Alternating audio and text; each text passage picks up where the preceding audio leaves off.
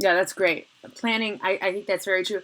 It's really hard. I was working with some pre-service teachers yesterday, and I just don't think that they know that until the flame hits the fire. No, how does that saying go?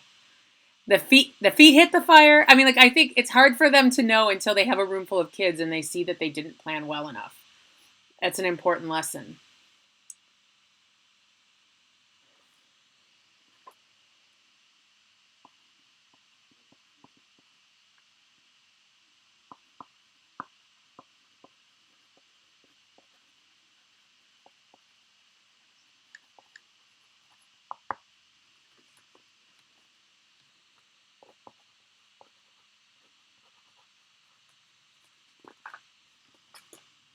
That's great advice.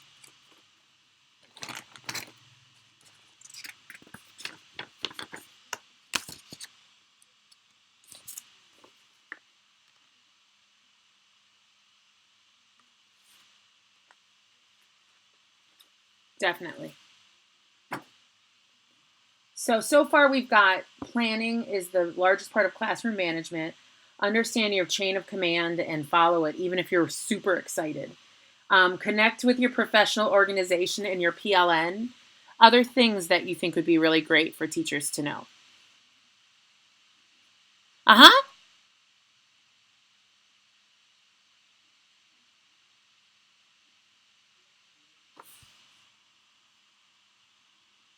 Yep.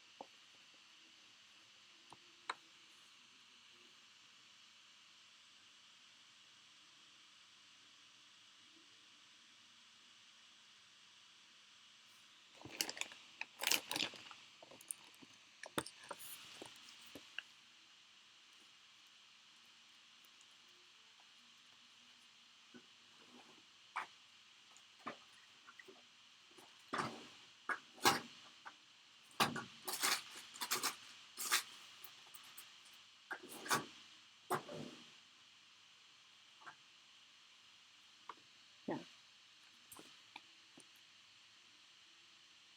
Uh huh. Yeah, I'm hearing though like some music in the background from someone. So if you got music also playing, you might mute yourself, and that's okay. But we can kind of hear it in the background. But yes, I'm sorry. Go ahead. What's your name? Okay.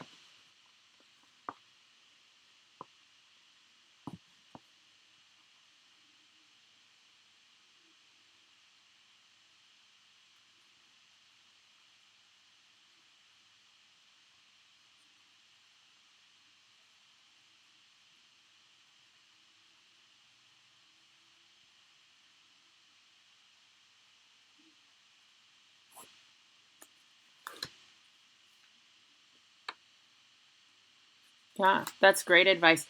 Do you know what's funny to me is we have not had anybody share anything about technology yet. So I guess what my question is okay, so I'm going to use a phrase that I just hate using, which is digital immigrant, which I think is ridiculousness because I think it's just an excuse for some people must be naturally good and some people must have to work at it. But anyway, is it that you guys don't think that the students need to be learning a lot of technology, or is it just not really an issue?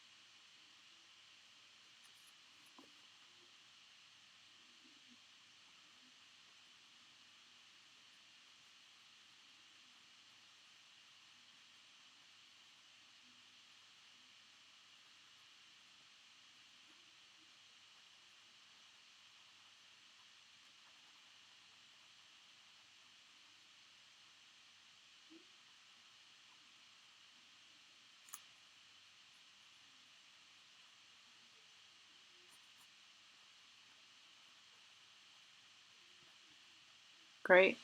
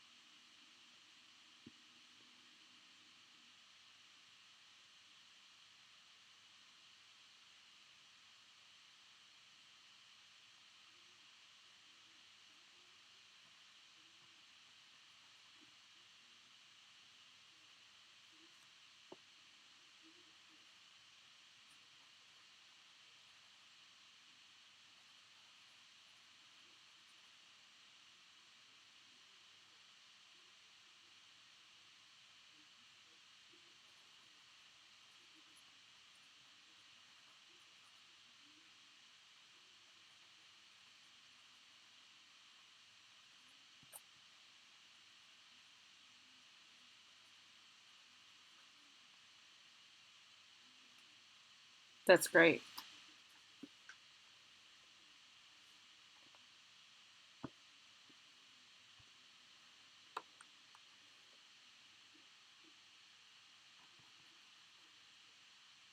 Great question. So, how could tech help new teachers become great teachers?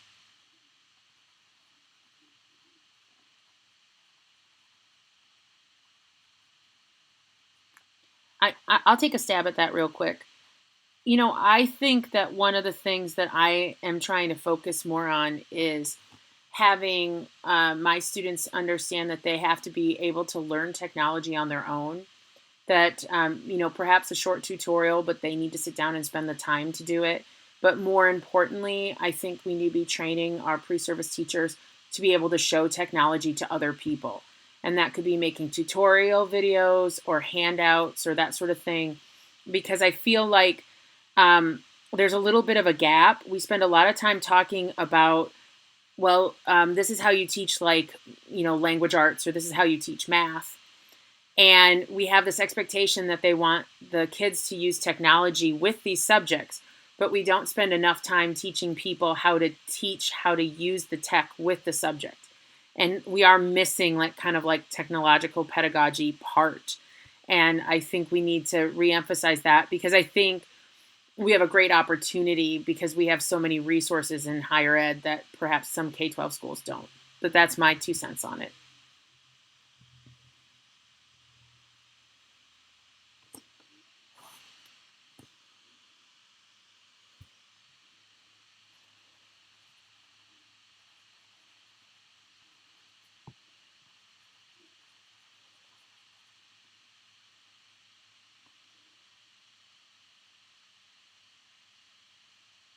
Do you know what's so funny is I was talking to one of my future teachers, and she was on Pinterest, and she'd found this really cool thing on Pinterest, and I watched her take a picture of it with her phone. And I said, "Why are you taking a picture of this Pinterest with your phone?" And she was actually looking for teacher outfits. Apparently, there's a Pinterest wall that's like teacher outfits, like the kind of clothes you should wear as a teacher. And and I said, "So why are you doing that?" And she goes, "Well, who knows if Pinterest will be here tomorrow?" I mean, there's been lots of things that I've been learning with that all of a sudden they're just gone. And so I take a picture of them with my phone and I keep them in a photo album so I can get to them later. And I was like, that's sharp. I mean, like, it's not interactive. She can't click through and buy the clothes at the store. But the thing is that she was like, yeah, then I know I've got it. And I was like, okay, I'm all right with that. Because she clearly was showing some planning and some organization. And, but it's sad to, well, not sad, but maybe just the reality of it. Those of us that are a little bit older, when something goes away, we get upset. We're like, well, this is like you wouldn't take away Word from me. Like if tomorrow they said that you had to pay for Google, or the way that like Dropbox is kind of like giving you free Dropbox and then makes you want to pay for it. We get so upset, but students that are growing up today come to expect that. That it goes from free to freemium to premium. And it's an interesting, different way of looking at the world. At least that was my take from that conversation.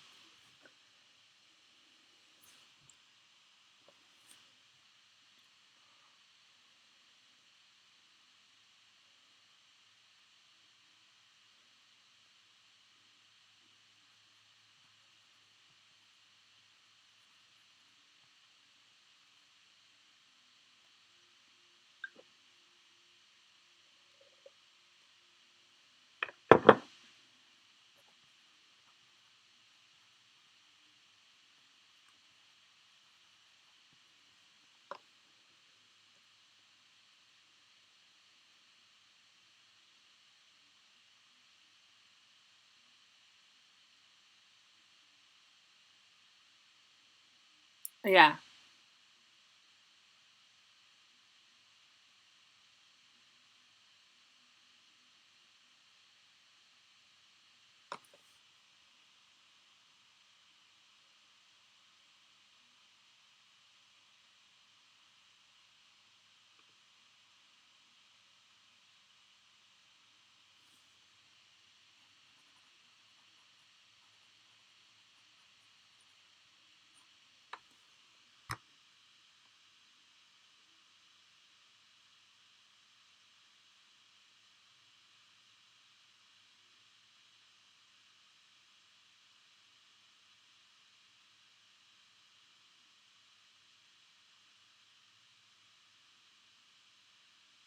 Okay.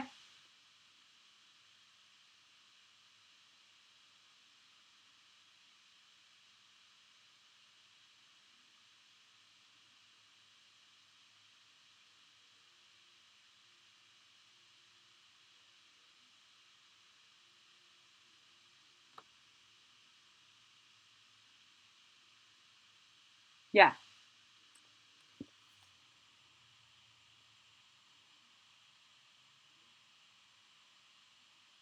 Okay. Great. No. Well, it's okay. We only have a half hour, and so we'll definitely have people check it out. But I want to take us back to our overall question. So you should say that they should be knowing about the up to date tools like Flipgrid because man, they have got social media flowing, and there is a lot in the PLN. If you do hashtag Flipgrid Fever, you're going to see lots of cool things on that. And I actually would really recommend that people, if they want to find out about that, that they go and join one of these groups. Most of these groups are open, and people are getting credit for promoting them. And so there's lots of people who are inviting other people to join into their Flipgrids. But how about for teacher ed? Let's just go back. Are there any fundamental technology skills? Definitely knowing about the newest things, having experiences with them. I think it's really important for those of us that work with teachers that we model those activities with them. Are there other things that we should make sure that the students know about?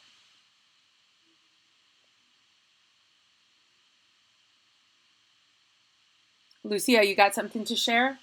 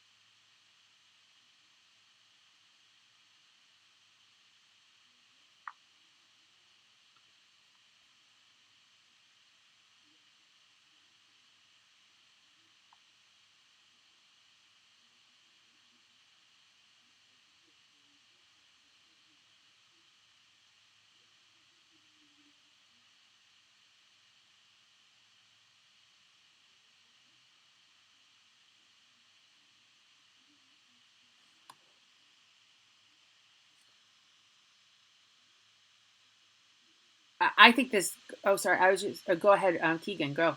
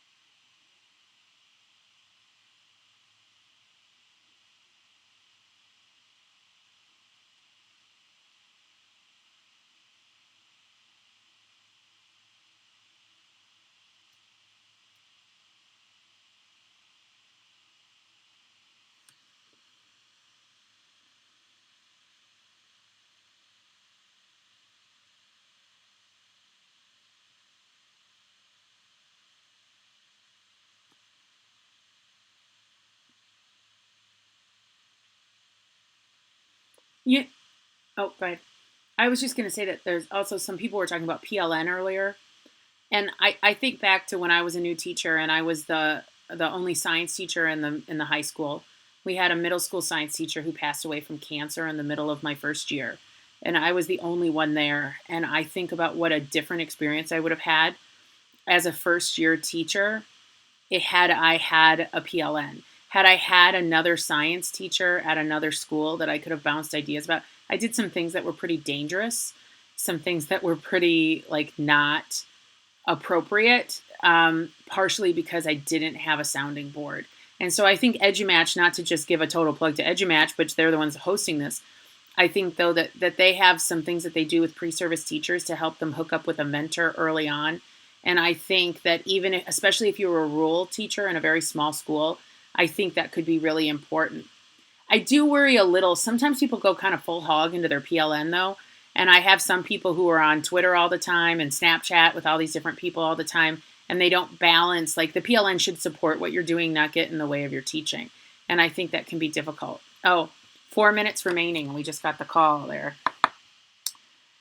Suzanne, I think you're Hiley, right? S. Hiley. You have something there where you just made a comment. I didn't want it to go away. It's so different when they end up teaching in a one-to-one versus one that is not. So what kind of skills do you think that they need if they're in a one-to-one, and what kind of skills do they need if they're not in a one-to-one?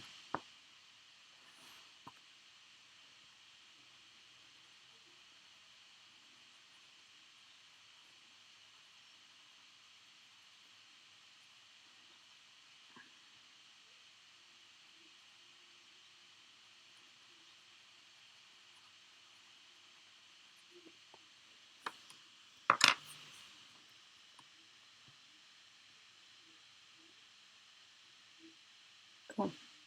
Okay. Vanessa, I saw you were about to jump in. Oh no, I'm sorry, not Vanessa. My bad. It was Lizette. Lizette, was there something you were trying to say when I kind of called on Suzanne?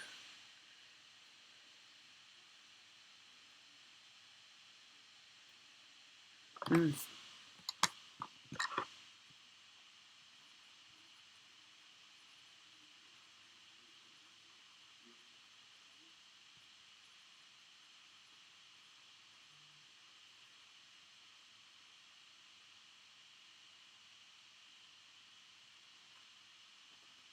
okay.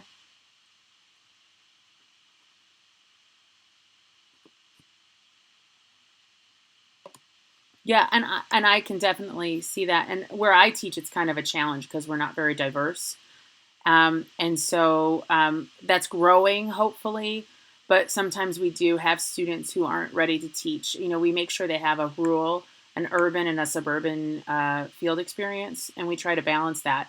But sometimes we find that some students just haven't had enough exposure to the world to make sense of some of what they're seeing. So I completely understand what you're talking about. I think we have about 2 minutes left. I was just going to recap real quick, if that's cool, just some of the ideas that we got from this. One was that tech is a lot about planning. Classroom management is a lot about planning, and relationships. And I actually think that Lizette's last comment actually is a great tie-in about relationships, because the term relationships came up throughout our whole conversation. And we were talking about relationships with students. I don't have it. It might have even been Lizette who said it too, that PBIS works better when you have a good relationship with the kids. And also, we talked about relationships with other teachers, understanding the command, like the line of command. And so I think that if I was going to summarize the whole conversation, I would say it's about relationships with a PLN, with each other and with everyone else. It's also about planning and organization, and those are the real keys to success. And also using like the newest tools and modeling that for the students so they have experiences for them before they come into the school. Does that seem like a pretty decent summary? Yeah. All right. I think we're getting. Okay. Oh, good idea. Mm-hmm. Yeah. Yeah. Yeah, that's a good call. That's a good call. Yeah. And so, yeah, if you want to throw in your Twitter handle, and then I recorded it from like the third minute. Like all of a sudden I went, oh man, I should record this. And I think I've successfully recorded it. And I'll share that out to the larger group if I successfully recorded it. Okay?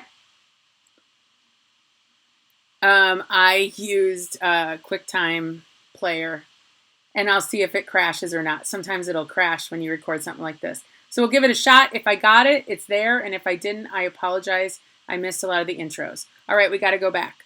I'll see you guys later. Bye. Yep, bye.